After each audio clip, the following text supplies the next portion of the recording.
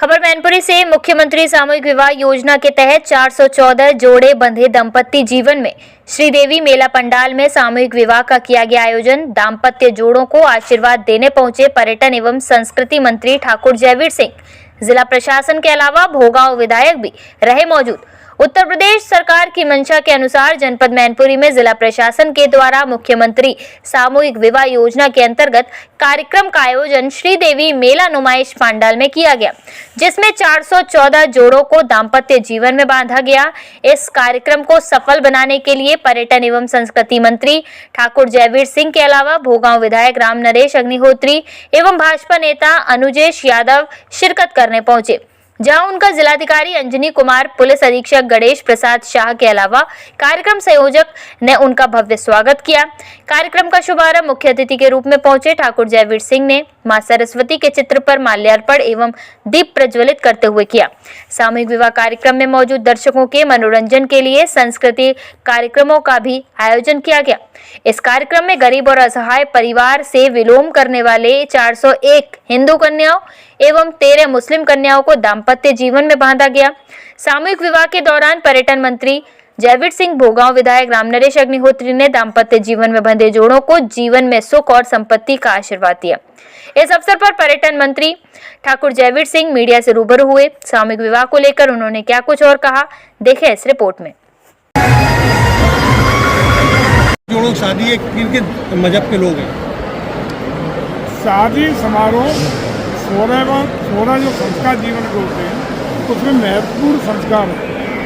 मैं समझता हूँ कि उत्तर प्रदेश सरकार आदरणीय योगी जी के नेतृत्व में सभी समाज के उन सब गरीबों के लिए, वो किसी वर्ग के हों, किसी धर्म के हों, किसी जाति के हों, उनको इस संस्कार को पूरा कराने का, जो गरीब हैं, असहाय जिनके माता पिता हैं, जो बच्चियों की हाथ पीले करने में आर्थिक रूप से कहीं तंगी पाते हैं, ऐसे बच्चियों के जीवन का आज जोड़ा बसाने का जो जिम्मा उत्तर प्रदेश सरकार ने लिया है, उसी के तहत मुख्यमंत्री सामूहिक वैवाहिक कार्यक्रम में ये आज कार्यक्रम आयोजित है, जिसमें 300 से ज़्यादा रजिस्ट्रेशन, जैसा कि हमारे स्थानीय प्रशासन के द्वारा बताया गया है, यह हुआ है।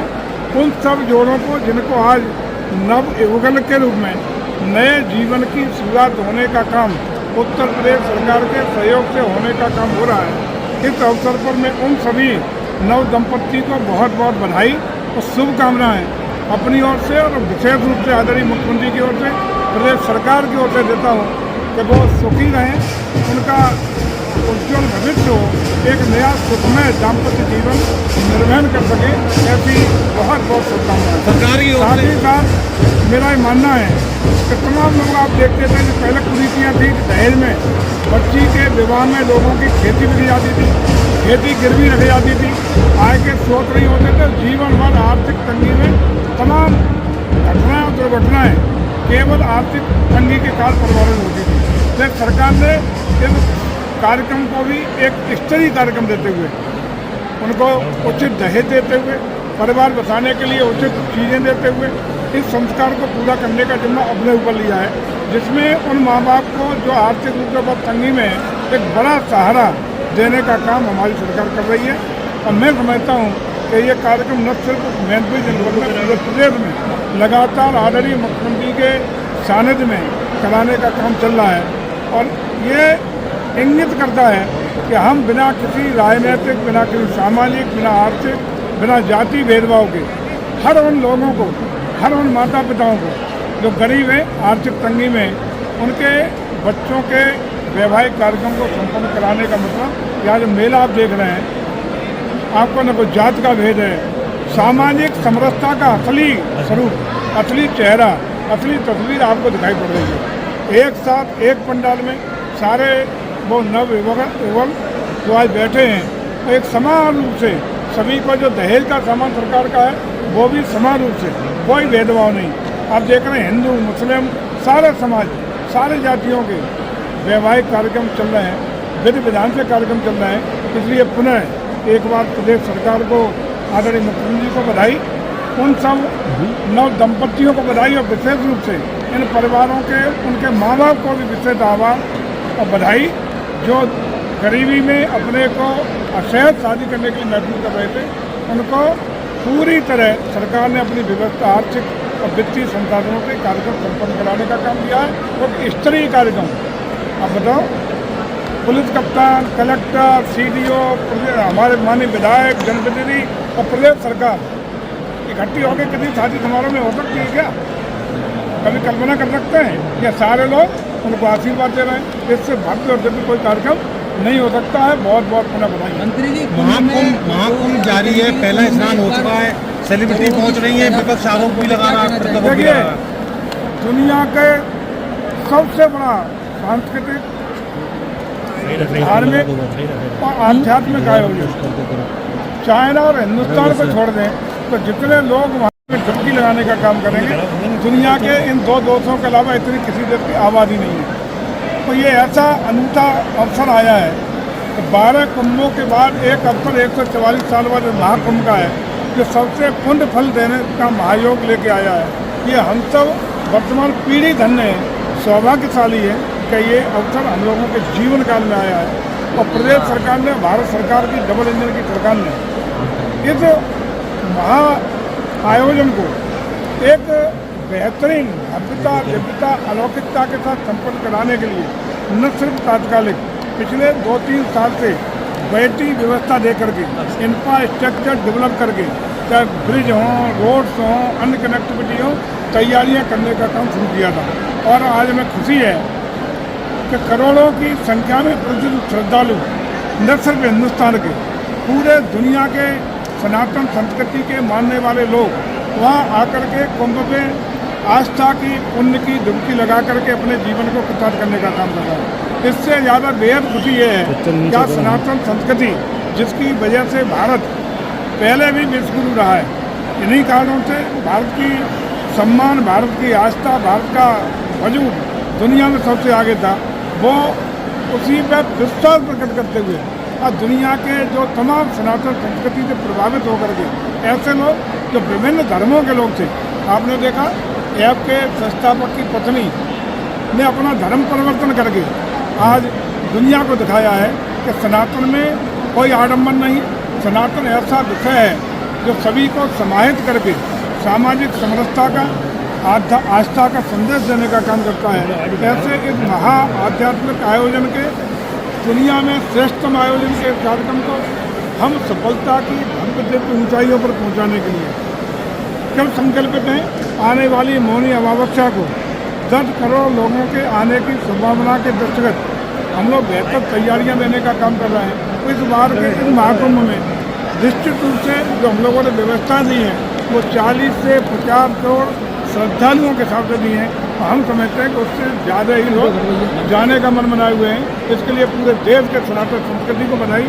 दुनिया के उन सभी देश जहाँ पे सनातन संस्कृति को मानने वाले लोग रह रहे हैं, उन सबको भी आस्था के महापर्व पर बहुत बहुत बधाई।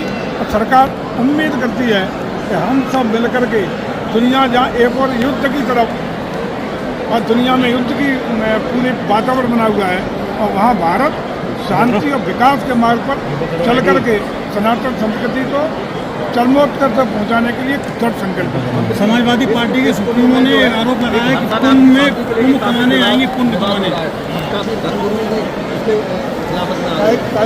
साथी जो है पहले मॉडलिंग करती थी, अब जो क्या हुआ क्या है? तो मेहनत बन के गई, बताया धर्मगुरु बन गई। देखिए, इस तरह के छोटे मोटे बात व्यक्तिगत हो सकते हैं, इसमें कोई टिप्पणी नहीं। बड़ा आयोजन है, करोड़ों की यहाँ उपस्थिति है, लेकिन ये इस समय आस्था का संगम, हम तो आप सबको आमंत्रित करते हैं कि आप सब आइए।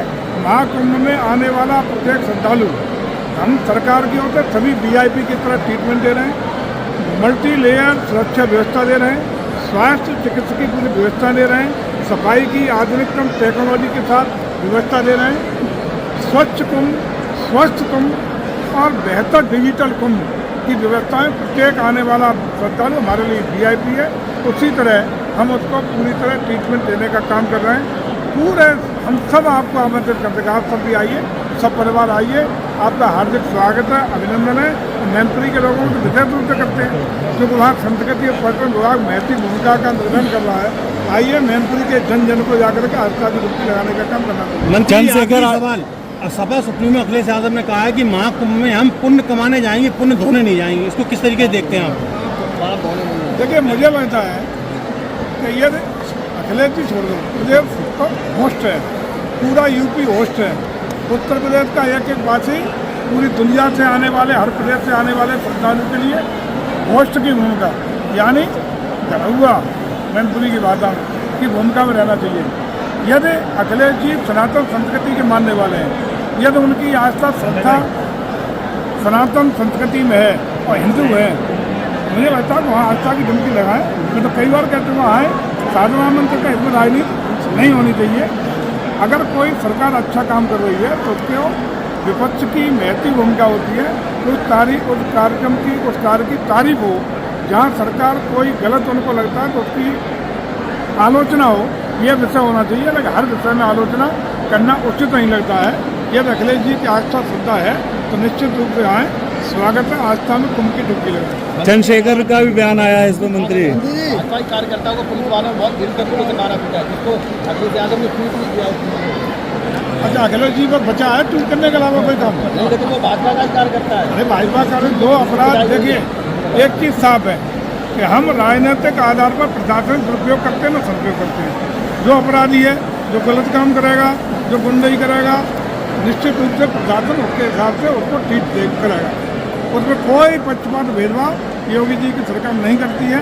अपराधी को अपराधी की तरह हम ट्रीट करते हैं, माफिया को माफिया की तरह ट्रीट करते हैं और भले लोगों का सम्मान देने का काम करते हैं। चंद्रशेखर भाजपा के नेता ही वहाँ पे इकट्ठा हो गए। वो विषय जांच का विषय है, जांच में जो आएगा, जो सही होगा वो होगा। मंत्री चंद्रशेखर आजाद का एक बयान आया है कि कुंभ में वही लोग जाते हैं जो पाप करते हैं, कैसे देख रहे हैं? तो उनका विचार होगा, चंद्रशेखर जी का अपना विचार होगा, लेकिन इससे कितने आप सहमत है बता दीजिए। जितने आप सहमत हैं उतने हम सहमत हैं, उतने सरकार सहमत है।